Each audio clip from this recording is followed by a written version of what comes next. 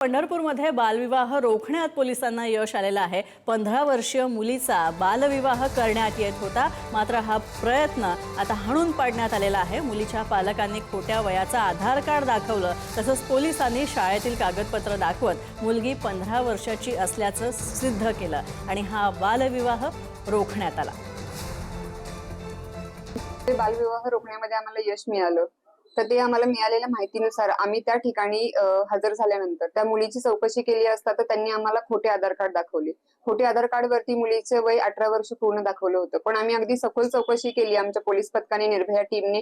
त्याच्यातून आम्हाला निदर्शनास आले की मुलीची वय फक्त 15 वर्ष 3 महिने होते आणि त्या मुलीचा विवाह एका 27 वर्ष इतक्या मोठ्या वयाचा गॅप असणाऱ्या मुलासोबत होत होता।